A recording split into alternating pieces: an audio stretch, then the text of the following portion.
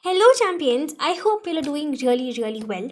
So, yesterday was your results day, and yes, the shock element was a little higher in yesterday's results when compared to the results earlier. Now, I have something really, really important to tell you. Hear me out till the very end. Some raw, unfiltered, brutal, honest stuff I've got to tell you. See, the shock element was really high in yesterday's results in two papers, especially. One was your law paper, and the other was your tax paper. All right. In law, we all know that the paper was really difficult, and students who thought that the paper went terrible, the paper went bad, students who thought they will not clear, they were still able to get decent marks. I'm not sure, I don't have any proof, I don't have any evidence, but most probably grace marks were awarded in this law paper. We'll get to know anyways once students start receiving certified copies, we'll get to know. When it comes to the tax paper, on the other hand, students who did the tax paper really well, students who thought they'll get really good marks, the marks that they got in the tax paper was way lesser than what they expected they would get. If they thought they would get really good marks, they landed somewhere, let's say in 40s or 50s, because of which they did not reach the aggregate, all right. Or if they did the tax paper average only and thought they'll at least pass, they didn't pass, they landed somewhere in 30s. So basically, again, I don't have proof, I don't have evidence, but what I think is the correction in the tax paper was a little strict this time, all right.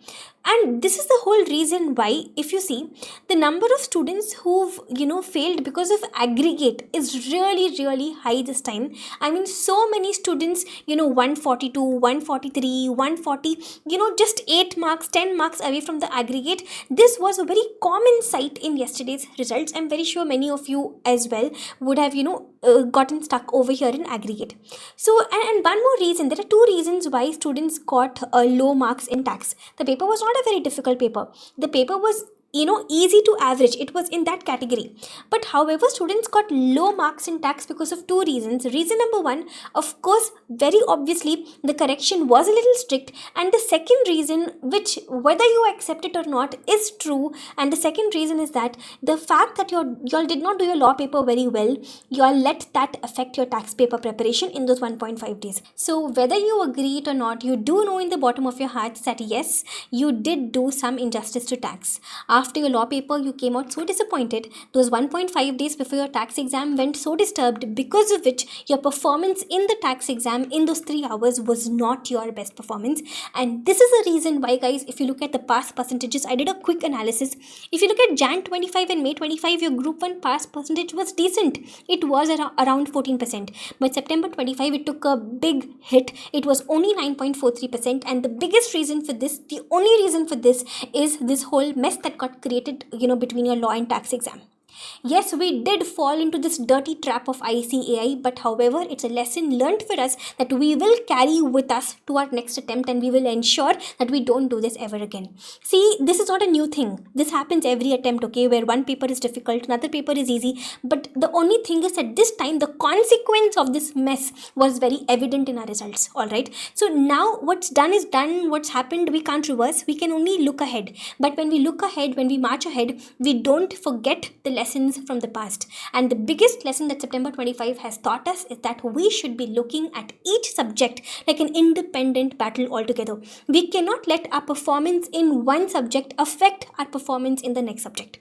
All right, so this mental strength we have to build for ourselves. It's a big lesson learned for us. Now come on, guys, let's look ahead. We don't have a choice but to look ahead, and let's do it happily. All right, see, yesterday was a result. You felt all you wanted to feel yesterday. Now today you're going to start planning for the next attempt. When you start planning today, before you start planning, you will sit and introspect, and you will try to identify what your weaknesses were. Why did the results come like this for you. You will do that thinking, right? When you do that thinking, I don't want you to make the pass percentage an excuse at all.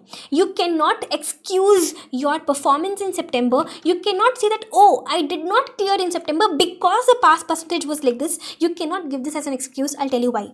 Yes, the pass percentage was less, but was it zero? Can you say that nobody passed in September? No, there were some people who still cleared, right? Which means that there are some people out there whose hard work was more effective than your hard work. See, I'm not saying that you did not work hard. I'm saying that your hard work was not as effective as their hard work. You worked really hard, but was it in the right direction? Now, that is a question which you'll have to answer for yourself. See, everybody will keep telling you, okay, you have so many hours, 500 hours, 600 hours, 700 hours. Work hard, work hard, work hard. Just working hard is not enough. You have to work hard in the right direction. Agreed. Students got very less marks in tax. They got way lesser than what they expected. Totally agreed. But guys, my very own DT workout batch student Janani, she got a 70 in tax. So basically, are you getting that realization that I'm trying to give you over here? Working hard, putting in the hours, putting in the effort, all that is important. It's on one side. But on the other side, making those hours count, making that effort effective, that's on the other side. We have to bridge this gap, all right? I thought I'll tell you towards the end. Let me tell you now itself. To help you bridge this gap, I'm having this third Connect session this evening. Connect session, in case you don't know, it's a webinar that I conduct. And this webinar is the third one because I've already conducted two of them before the results. This is going to be the third one. It's going to be live online. It's going to be on Zoom. It's free for all. Whether you've been my student or not doesn't matter. The Zoom link I'll share in the Telegram channel itself. The whole objective of this webinar is exactly what I was telling you right now. It focuses only on tax, okay? The main reason why you got hit so badly in September, it focuses exactly on tax, that what should you be doing, what should you not be doing, how exactly to prepare for this paper. Because trust me guys, when I say this, accept it when I say it, tax is not a difficult paper. It is a different paper. Because it is a different paper, it requires a different method of learning. So what exactly works, what doesn't work, what direction should you be taking so that your hard work is effective, what direction should you be taking so that you reach your destination, is going to be an eye opener for you. 1 hour is what you will give me guys in this session, in this webinar. 7 p.m. tomorrow, 7 p.m. today, November 4th, you'll be giving me 1 hour, and I can challenge you, by the end of it, your whole perspective towards tax would have changed. And oh yes, there's this one more thing that I wanted to tell you all about YouTube, something which so many students have, finally started accepting and realizing in the recent past, and that is about the perils, the negatives of YouTube. Janvi, one of my students, she used this word quicksand to describe YouTube. I'm sorry Janvi, but I'm going to steal this from you. She said that YouTube is like quicksand. She said it's like, you open YouTube to watch a 15 minutes video, but 2 hours gone. You don't know where, how, when, but 2 hours are gone. So see guys, the faster you accept this, the earlier you succeed. The thing is, you should be relying a little less on YouTube and a little more on yourself. Yes, you got to practice, practice, and practice. Yes, you got to revise, revise, and revise. But on your own. You with your books. You with the video lectures. You with the recorded lectures. You with the live online class. But you just can't keep mindlessly watching YouTube, all right? So a little lesser reliance on YouTube and a little more reliance on your own self, all right? Now I know there's going to be one very common query in the Connect session this evening, a query which many of you will be having. Let me answer it once and for all now, that in January, should you be writing one single group or should you be writing both the groups? See, this one decision will help you come out of this vicious cycle of attempts. Listen to me. You will ask yourself one simple question. If you can say that I don't need classes for any subject, I have done all preparation. September exam maybe only because of a few marks, I missed the aggregate. I'm more or less ready. I only have to polish my understanding once again. I only have to, run through the concepts once again. I don't need classes for even one subject. Only then you will be doing both the groups. If you say that I need class for even one subject, then in that case, you will be doing one single group only. Guys, trust me on this, all right? Because if you are again, with half effort, again you're going to, go into the Jan exam with not full preparation, with only half preparation, again you will find yourself in this vicious cycle. You have to somehow find your way out of it, all right? So it's okay. It's only, the next attempt is only 3 months away. It's fine.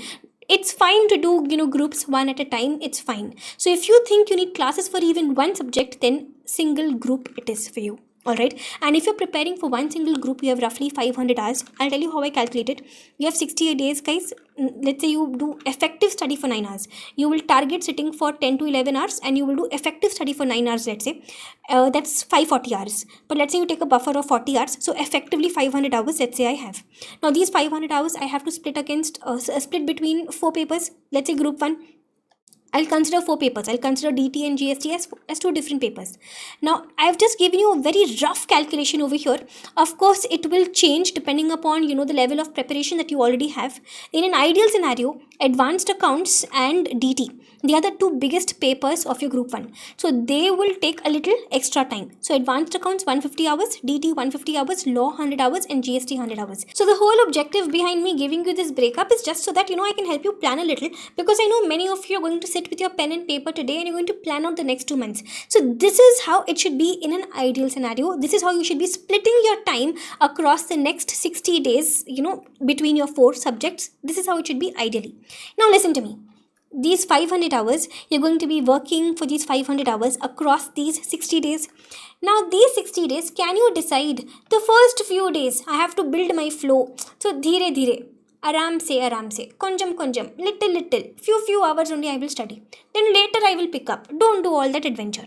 It has to be consistent. Yes, of course you can take 1 or 2 days to get into the flow, but once you get into this flow, it has to be consistent. You cannot do only 4-5 hours in the, let's say the first 1 month, and decide to do 12 to 14 hours in the last 1 month. Then what will happen is, by the end of your second month, you will get so badly burnt out. Okay, and you don't want that for yourself. So these 500 hours have to be spent consistently across these 60 days. Come on guys, do this one thing for yourself. For once, prove to your own self what kind of willpower do you have. Build it. If you think you don't have the willpower, build it. Life revolves around willpower. See, you want something very badly, if you want something really badly, you will do whatever it takes to reach there. Understanding? One little thing I'll tell you, disappear. November 5 to Jan 4, 2 months, disappear. When I say disappear, what do I mean? What I mean is become really selfish. Only those things which are going to help you meet your Jan 26 goal, only that are going to be important and relevant for you in these 2 months. Anything and everything else goes into the dustbin. I don't care. Are you getting my point, guys? So just 2 months, do this for your own self, alright, and get done with your Jan exams properly, because how many times are you going to look at those same books again and again? You got to put a full stop somewhere. Right, guys? And in case by chance any parents are listening to this video, I doubt that would happen, but even if one parent listens to this, my objective is fulfilled.